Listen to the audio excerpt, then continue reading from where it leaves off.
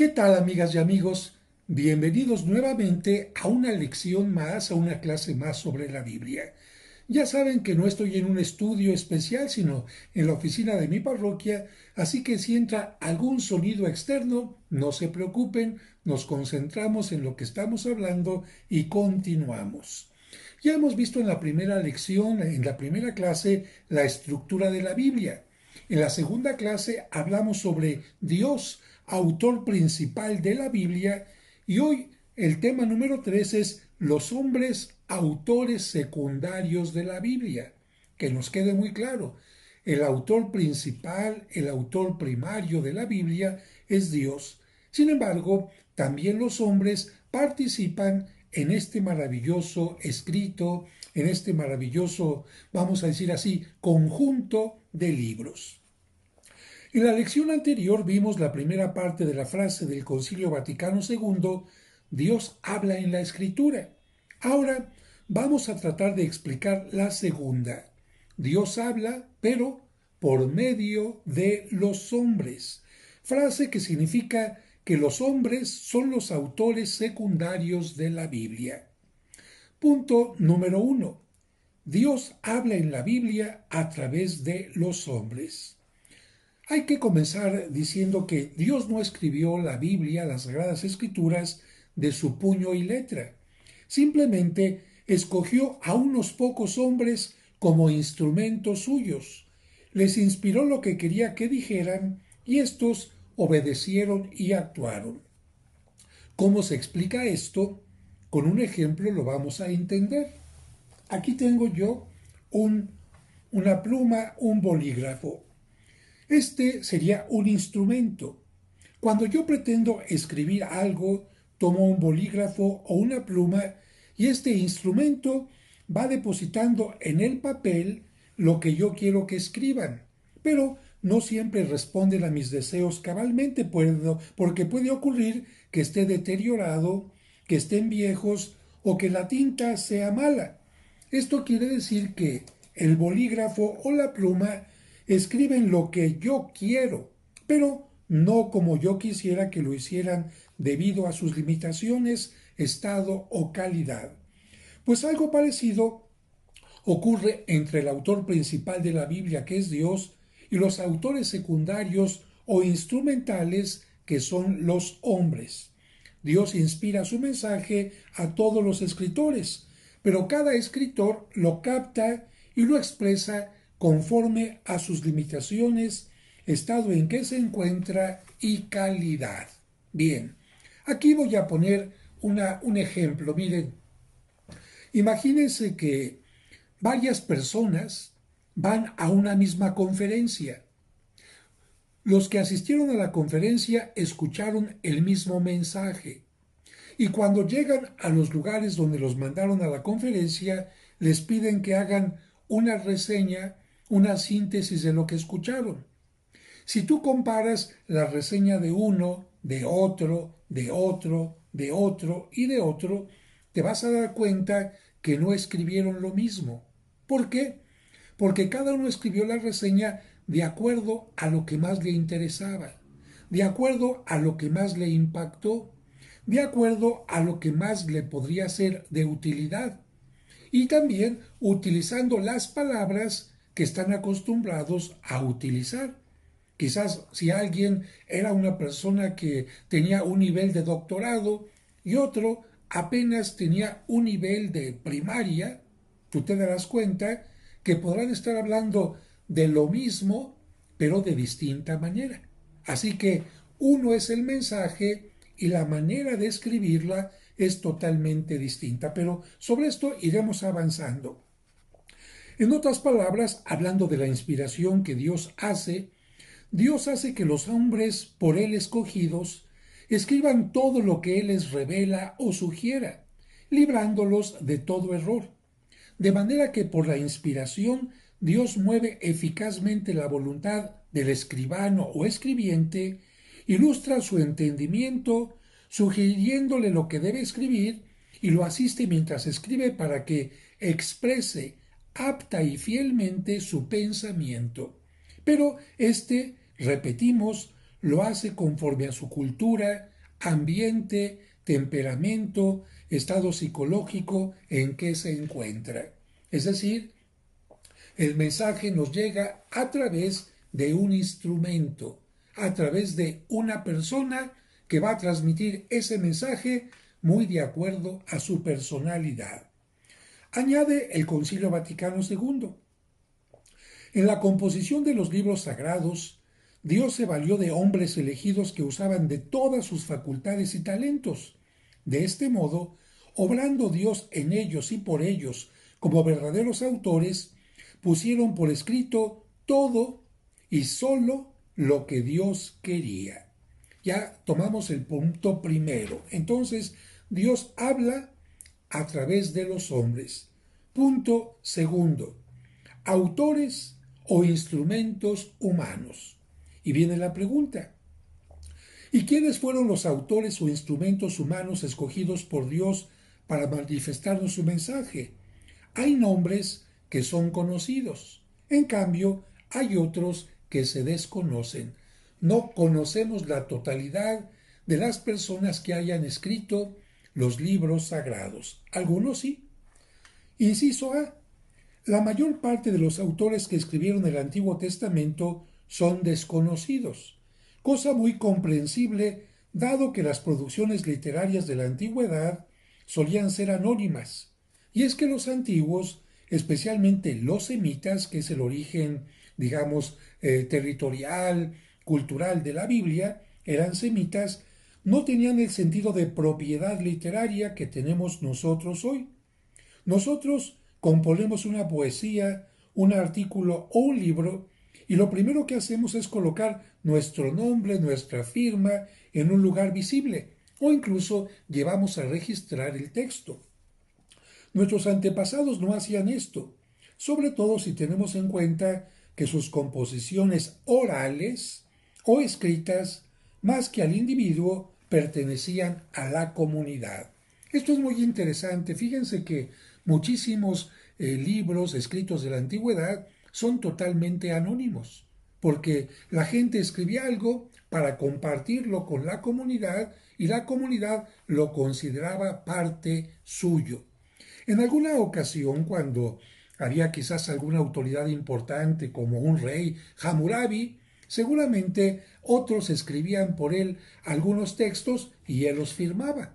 Eso sí, pero podemos decir que los que escribieron aquel texto, a los que le surgieron algunas ideas, no siempre eran tomados en cuenta y por lo tanto muchos textos son totalmente anónimos.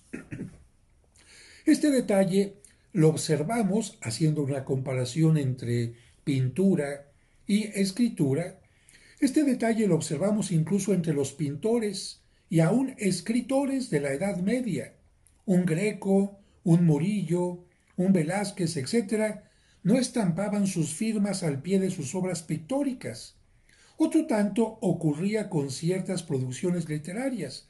Por eso es muy difícil averiguar quiénes fueron los primeros compositores de los poemas épicos y de tantas coplas, cantos que corren de boca en boca. Los trovadores y juglares que cantaban sus poemas en las veladas, en las reuniones, en las fiestas, y por este y por otros medios los iban transmitiendo a la posteridad, la cual se encargaba de enriquecerlos con los nuevos matices. Te voy a poner un ejemplo. Seguramente tú has escuchado alguna canción como por ejemplo El cielito lindo y hasta te sabes la letra. Si yo te pregunto a ti quién lo escribió, a lo mejor me vas a decir no sé. Si te pusieras a escribir, a investigar, dirías, a lo mejor fue fulanito de tal. Pero en muchas ocasiones te vas a dar cuenta que no se sabe el origen de ese canto. Estos cantos como amo, ato, matarilerillerón, brinca la tablita, yo ya la brinqué, y muchos otros no conocemos a lo mejor su autor. ¿Por qué? Porque alguien los compuso, los empezó a cantar, la gente los escuchó, los siguió cantando por acá, por allá, y resulta que el autor no fue reconocido. Esto Sucedió también en los tiempos más antiguos, especialmente cuando se escribió la Sagrada Escritura. Bien, algo similar ocurrió con la factura de la Biblia, con la hechura de la Biblia. En ella hay pasajes que tuvieron el mismo o parecido desarrollo, en cuanto que primero eran narraciones que pasaban de tribu en tribu, de boca en boca, de patriarca en patriarca, hasta que al fin se concretaron en libros. Pero quiénes son los verdaderos autores es imposible determinarlo. Y aquí les voy anticipando algo. Por ejemplo, los libros del Génesis y del Éxodo, no crean que se escribieron cuando estaban sucediendo los acontecimientos. Ahí estaba, alguien se imaginará, estaba Moisés y entonces escribía: querido diario, hoy me subí al monte Sinaí y me encontré a Dios que me dijo esto. Querido diario, día siguiente, hoy recorrimos por el desierto y pasó esto. No.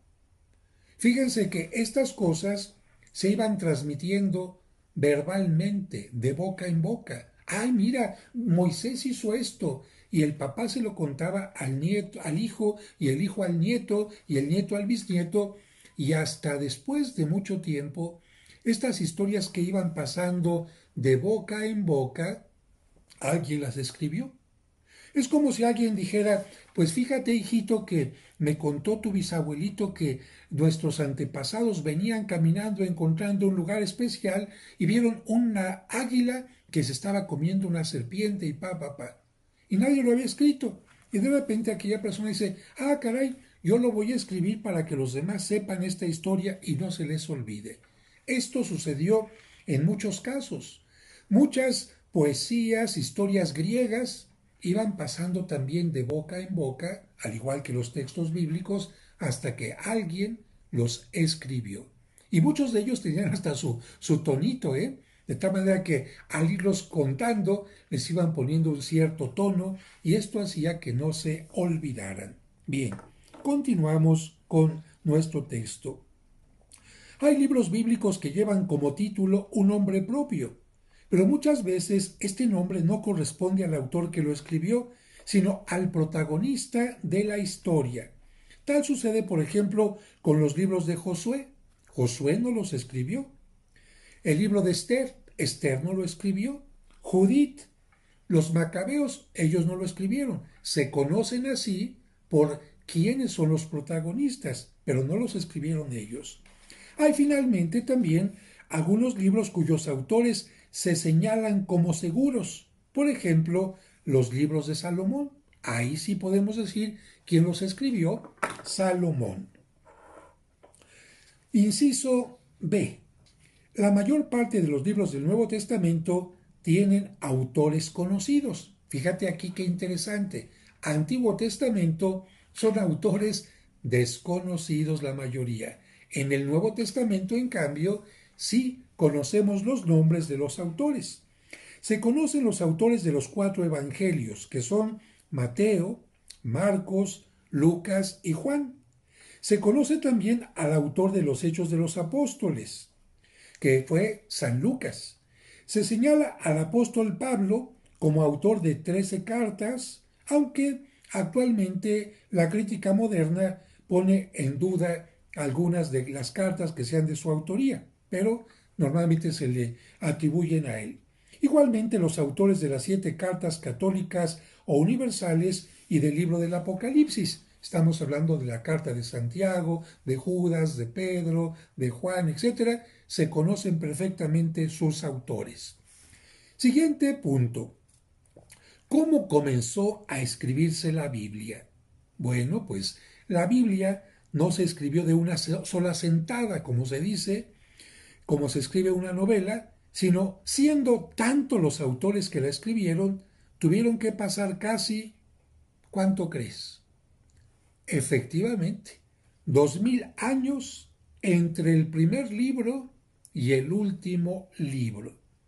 Ni siquiera se escribieron los acontecimientos al momento en que sucedieron, sino muchísimos años más tarde. Si alguien te pregunta cuánto tiempo tardó en escribirse la Biblia, puedes decir así en números redondos: 2000 años. Nos vamos al Antiguo Testamento. En el Antiguo Testamento podemos distinguir dos etapas, una verbal, lo que te comentaba hace un momento, y otra escrita. Es decir, la Biblia existió primero en forma verbal y después se escribió. Bien, primera parte. La etapa verbal, de boca en boca, comenzó hace unos 3000 años, a medida que se fueron formando las familias y grupos. Los primeros capítulos de la Biblia nos hablan, por ejemplo, de las familias de Noé, Abraham, Isaac, Jacob y otras, de las cuales se iba despertando el pensamiento de Dios y su presencia en los acontecimientos de su vida. Estas familias iban reconociendo la presencia de Dios. Todo esto se fue convirtiendo en un mensaje, el mensaje de Dios, y se sintieron empujados a comentarlo, a vivirlo y a celebrarlo en una especie de culto familiar o grupal y después transmitirlo a la posteridad. Primero lo vivieron, lo celebraron, lo compartieron y después dijeron, vamos a escribirlo para las siguientes generaciones. Llegaron luego las tribus, acuérdense las tribus que son las familias que surgieron de Jacob, particularmente las 12 tribus. Llegaron luego las tribus y también tomaron conciencia de esta realidad, que las plasman en cultos más solemnes, ambientándolas con cantos, instrumentos musicales, danzas y poemas de alabanza a Dios y hasta haciendo sacrificios de animales. Pero todavía no existía nada escrito. Primero la vivencia, la comunicación de boca en boca. Viene ahora, después de la etapa verbal, la etapa escrita. Sin embargo, llegó un momento en que ya se sentía la necesidad de hacerlo, plasmando por escrito lo que las distintas comunidades venían viviendo y celebrando, cosa que no era difícil, pues las bases ya estaban echadas, incluso también el armazón. Entonces apareció alguien que se dio a la tarea de recoger las distintas tradiciones habladas que corrían en las comunidades más importantes, comenzando por un libro clave, el Éxodo, resultando así el primer libro de la Biblia que se escribió. Vamos aprendiendo. ¿Cuál fue el primer libro de la Biblia que se escribió? El Éxodo. Para escribir este y otros libros que llegaron después, el autor o autores se sirvieron de 4 fuentes o versiones. Y aquí vamos a hablar de algo muy interesante, pero vamos a hablar de cuáles fueron las fuentes. La fuente yavista, de el nombre Yahvé. La eloísta, del nombre de Dios que le decían Eloí. La deuterocanónica y la presbiteral o sacerdotal.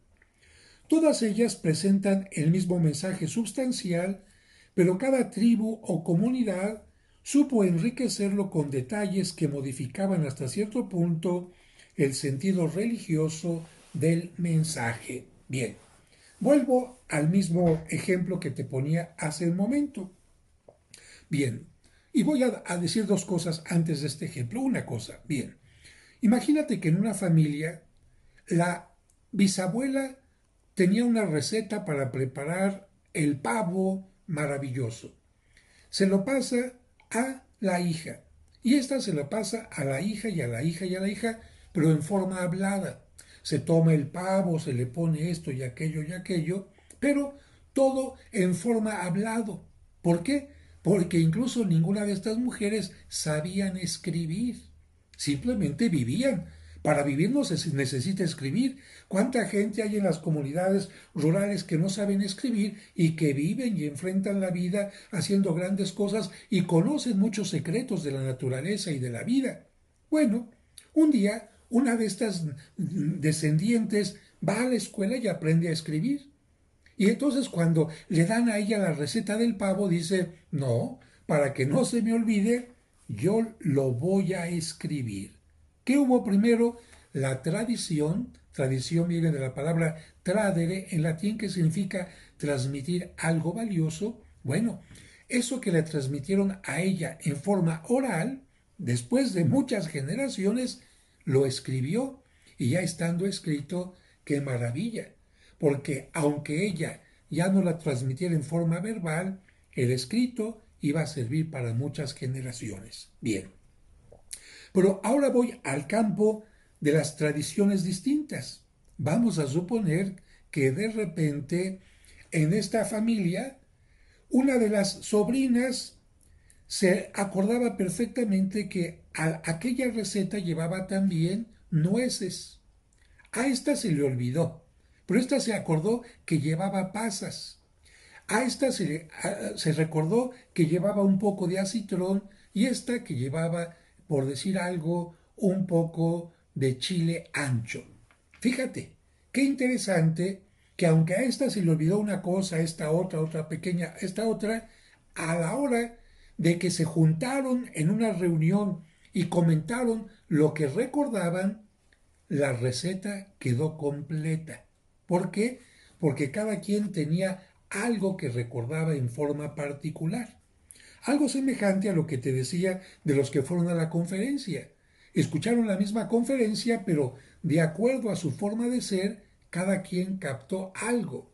Pero si después recogemos todo eso que cada uno captó, vamos a tener un mayor acercamiento al texto que se dictó en la conferencia. Espero haber sido claro. A veces me fallan los ejemplos, pero con esto creo que todo el mundo podría entender. Diciendo esto, hemos dicho entonces que hay cuatro fuentes de boca en boca que después lograron escribirse. Y te repito las fuentes: la fuente yavista, la eloísta, la deuterocanónica y la presbiteral o sacerdotal. Te adelanto un poquito: presbítero en griego es una palabra que significa anciano en la fe.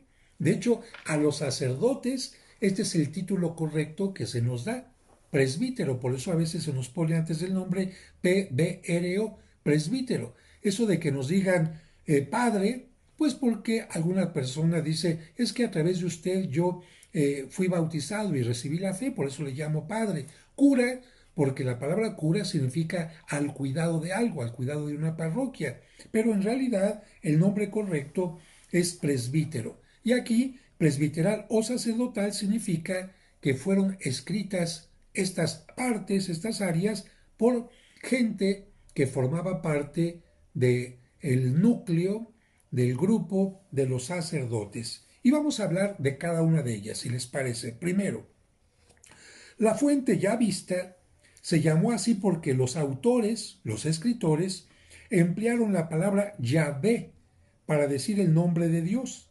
Este grupo tendría su origen hacia el año 950 a.C.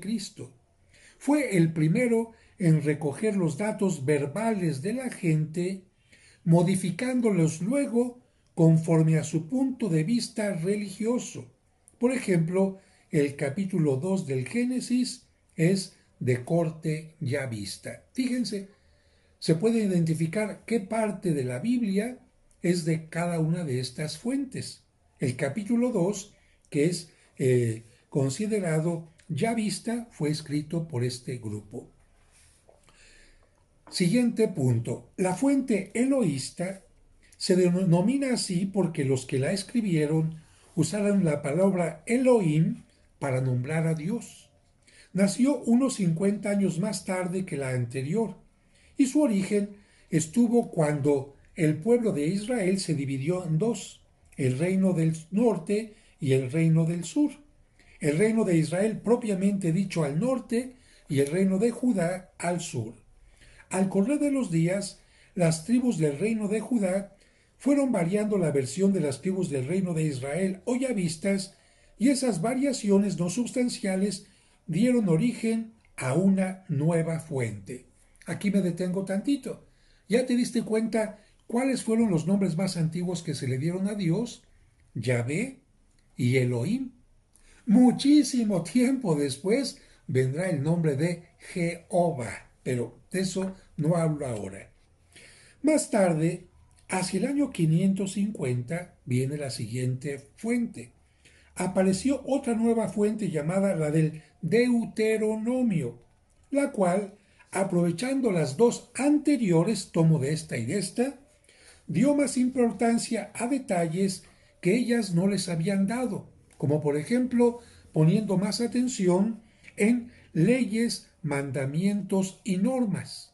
A esta fuente se le debe la elaboración de libros como Josué, Jueces 1 y 2 y Samuel, y también 1 y 2.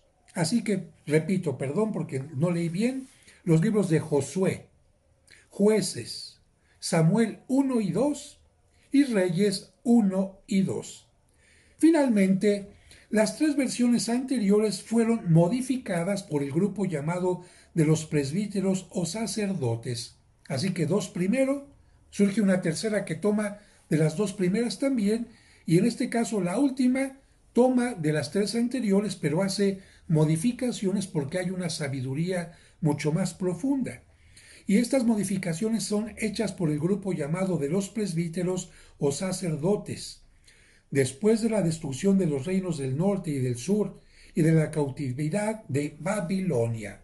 A ver, entonces vamos poco a poquito a recordar rápidamente la historia del pueblo de Israel.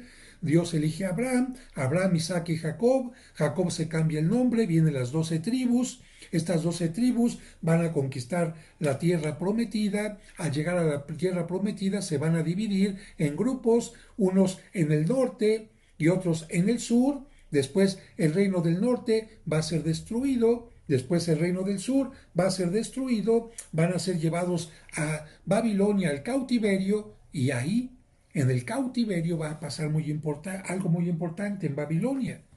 Los sabios, los judíos sabios, al entrar en contacto en Babilonia se dan cuenta, ah caray, los babilonios tienen toda su historia escrita. La biblioteca de Babilonia era increíble. Y esto hace que Dios influya en ellos y digan, nuestro Dios nos pide que pongamos en orden nuestras tradiciones verbales. Nuestro Dios nos dice que pongamos atención en cosas más profundas que en pequeños detalles. Y por lo tanto, en ese momento, justamente en el exilio en Babilonia, parece algo maravilloso porque si nunca hubieran ido al exilio, los sabios judíos nunca hubieran descubierto lo importante que era tener las tradiciones en orden, en una perfecta elaboración, subrayando lo más importante. Como podemos ver, Dios escribe derecho en renglones torcidos, como se menciona. Así que continuó con esto. Después de la destrucción de los reinos del norte y del sur y de la cautividad en Babilonia, van a aparecer los libros de las crónicas, Esdras, Nehemías y otros, teniendo presente todo lo anterior. Se explica que en la Biblia aparezcan sobre un tema versiones distintas, como por ejemplo, al hablar de la creación del mundo y del hombre. Así vemos que el capítulo primero del Génesis está escrito por la versión sacerdotal, mientras que el segundo se debe en parte a la versión ya vista. Y lo mismo ocurre con el relato de la Pascua, que aparece bajo tres distintas versiones, y otro tanto con la proclamación de los 10 mandamientos. Ah, padre, alguien va a decir, con razón cuando estaba yo leyendo la Biblia, vi que esto de los 10 mandamientos está narrado en el Éxodo, pero también está narrado en otro libro y en otro libro. Exactamente. No es que se esté repitiendo exactamente lo mismo, sino que cada uno de los libros que están narrando el mismo acontecimiento lo están narrando desde un punto de vista distinto. Ya les había comentado en algún momento que en el libro del Génesis hay dos narraciones de la creación. En una de las narraciones se comienza diciendo que Dios crea primero todo el universo y hasta el final crea al hombre y a la mujer, como diciendo, estos son la cereza del pastel. Les había comentado también que en un libro del Génesis se menciona que Dios crea primero a Adán y luego a Eva, pero en la otra versión que los crea a los dos juntos. Como pueden ver, hay variantes, porque el mensaje que se quiere dar es distinto, o mejor dicho, complementario. Dios es el creador, Dios crea el universo, pero también crea al ser humano como supremo, pero también el hombre y la mujer son iguales en dignidad, porque alguien decía, es que como Dios creó primero al hombre y después a la mujer, echando a perder se aprende, o la mujer tiene un segundo lugar. No, no, no, no. Eso sería leer únicamente un texto del Génesis y dejar a un lado el otro. Como pueden ver, estas fuentes son complementarias. Siguiente punto, ya hablamos del Antiguo Testamento y terminaríamos con el Nuevo Testamento. Estamos hablando en cómo se fue escribiendo. El nacimiento del Nuevo Testamento fue muy similar al del Antiguo Testamento. Jesús, que quede aquí muy claro, no nos dejó nada escrito. Sabemos que sabía escribir. A ver, yo les pregunto a ustedes, ¿cómo saben que Jesús sabía escribir? Solamente hay un dato en la Biblia, solamente uno. ¿Se acuerdan cuando le llevaron a Jesús a una mujer que había sido sorprendida en flagrante adulterio? Nos dice el texto que para hacerse el disimulado, cuando Dios les dijo, Cristo les dijo, el que esté libre de todo pecado que arroje la primera piedra, para no juzgar a nadie, él hizo como que no veía, se puso a escribir en el suelo. ¿Qué habrá escrito? Seguramente alguna frase bíblica del Antiguo Testamento, como por ejemplo, no juzgues porque tú eres pecador. Alguna cosa que ha de haber sorprendido a los que estaban ahí, pero ahí se nos dijo que Jesús sabía escribir. Bien, Jesús no nos dejó nada escrito, ni les mandó tampoco a los seguidores, a los apóstoles, que escribieran sus memorias. ¿En qué momento Cristo dijo, y escriban lo que les he dicho? No. Jesús les dijo, vayan y prediquen el Evangelio a toda criatura. Vayan por todo el mundo. Lo importante era la predicación, no la escritura. Claro que alguien tendrá también la conclusión, padre, pero también la predicación que ellos hacían pues iba quedando escrita por algunos que se quedaban sorprendidos de ella o para que no se les olvidara lo que estaban escuchando. Bien. Ellos, los apóstoles, se lanzaron a cumplir la orden del Maestro, fueron a predicar y conforme a estas enseñanzas habladas, vivieron las primitivas comunidades cristianas durante 15, 20, 30 y más años. Eran enseñanzas que trataban de comentarlas, de reflexionarlas, de vivirlas, de celebrarlas y de transmitirlas. De manera que vivieron todos estos años de tradición, tradere, transmitir, pasando de boca en boca la doctrina de Jesús. Y aquí me detengo un momentito, ya solamente nos quedan 3 párrafos muy pequeños. ¿Por qué? ¿Por qué me detengo? Porque actualmente hay algún grupo de cristianos que dicen solamente la Biblia es importante, solo lo que está escrito en la Biblia es importante. A ver, espérame. ¿Qué hicieron los apóstoles, acabamos de decir, en los primeros años, las primeras decenas de años? ¿Y qué hicieron también los judíos en los primeros años, antes de que se escribiera? Se pasaron de boca en boca la tradición que contenía lo más importante de su fe. Fue primero la tradición y luego lo escrito. Fíjate, ¿qué pasó en la receta de la abuela o de la bisabuela? Primero fue lo oral, lo que se vivía y luego lo escrito. Cuando este grupo de personas dice, nosotros solamente creemos en la Biblia, lo que está escrito, y no hacen caso a la tradición, lo que fue acompañando también a las comunidades cristianas desde el principio, están lamentablemente borrando y diría yo perdiendo información valiosísima. Porque, por ejemplo, en la Sagrada Escritura se nos dice que Cristo celebró la última cena, pero no se dice exactamente en qué parte. Gracias, por ejemplo, a información que fue pasando de boca en boca, nosotros podemos saber el lugar donde Cristo celebró la última cena. Y gracias a otras cosas que no están escritas, pero pasaron por la tradición, desde antes de que la Biblia quedara escrita, tenemos información maravillosa. Por esta razón, los católicos no solamente hacemos caso a la Biblia, que es muy importante, que es muy valiosa, pero también hacemos caso a la tradición que nos ha venido de generaciones, de generación en generación, para enriquecer lo que está escrito.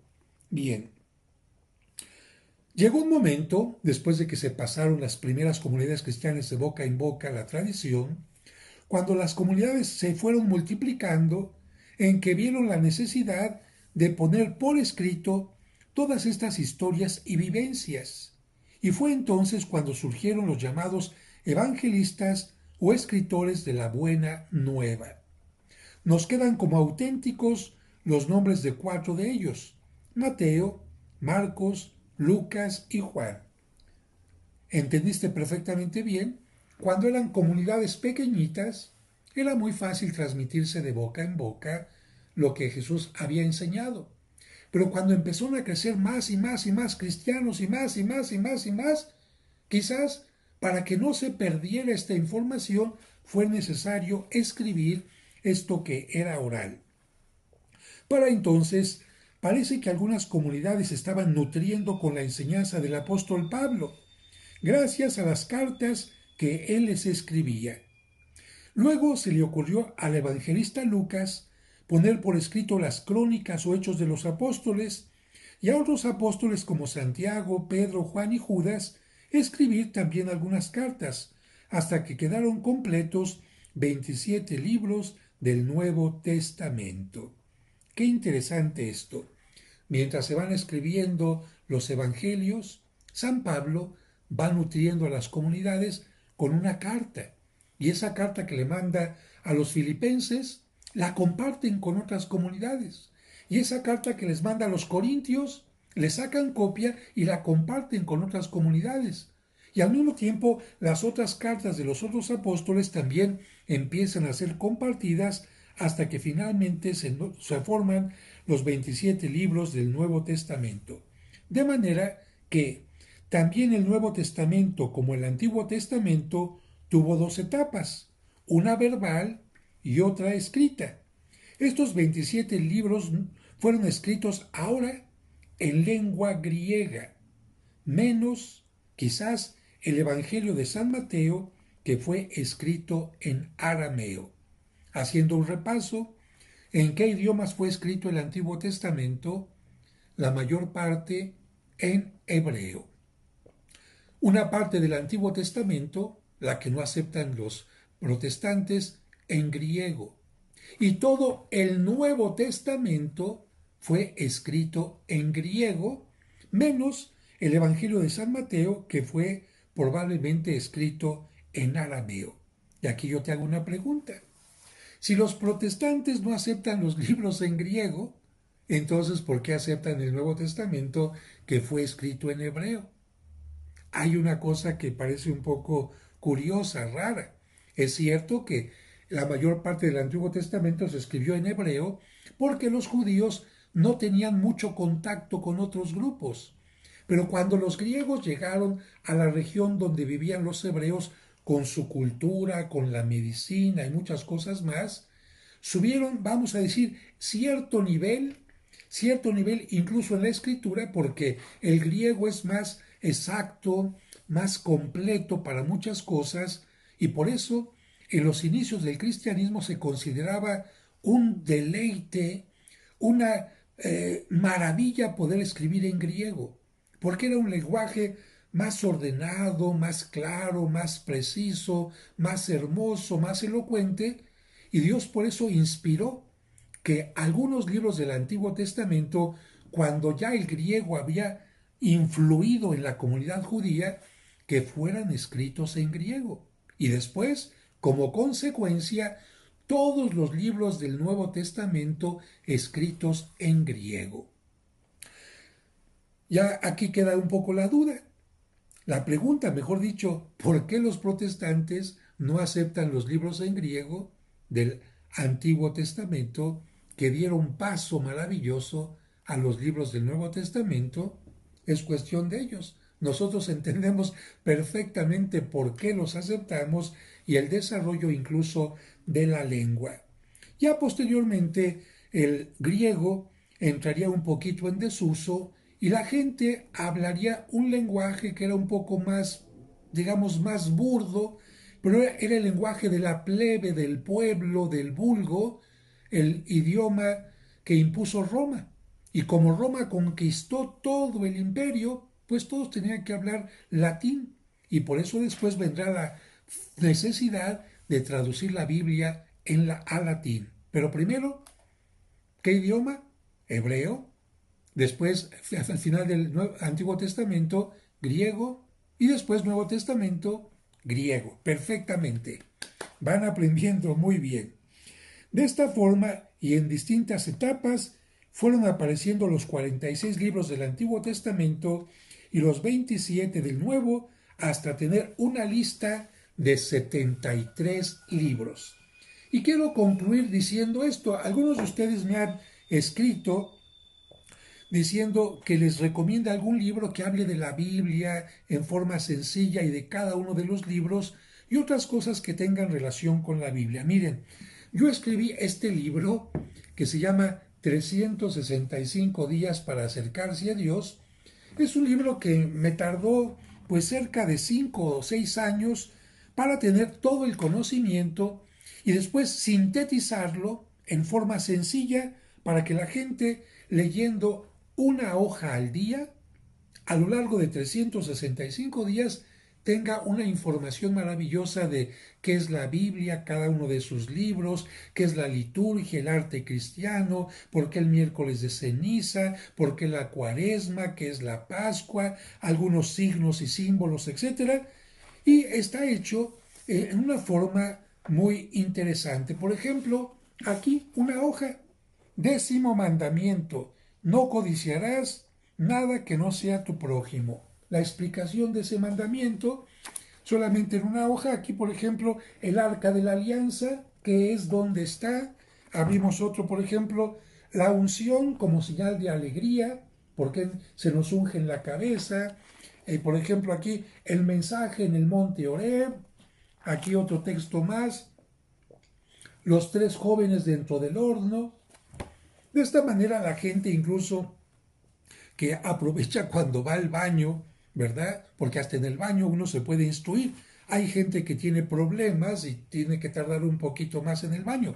No les recomiendo que vayan al baño a leer, porque si ya hicieron su necesidad y tienen que salir, salgan, déjenle el baño a otras personas, pero si hay en la comodidad de su casa en la noche tienen que pasar un largo rato en el baño, bueno, pues para no sufrir tanto, una hojita puede hacer que día a día vayan ustedes aprendiendo. Aquí está una de las hojas más leídas. Dios prohíbe las imágenes. Ah, porque nos dicen los protestantes, eres idólatra. No, mejor estudia un poquito más para que te des cuenta que nosotros no somos idólatras. Dios no prohíbe las imágenes, prohíbe la idolatría. Bueno, si alguno de ustedes está interesado en que se les envíe este libro a domicilio, tiene un prólogo de Mariano Osorio, un gran comunicador a quien aprecio mucho. Pueden enviar un WhatsApp a estos teléfonos que les voy a poner aquí. A través de este WhatsApp les van a mandar el costo del libro con todo y el envío. Ustedes me dicen, vivo en esta ciudad de México, de nuestro país, y ahí, de acuerdo a donde vivan, se les enviará este libro que tiene 700 páginas. Es un libro que puede servirles mucho, 365 días para acercarse a Dios.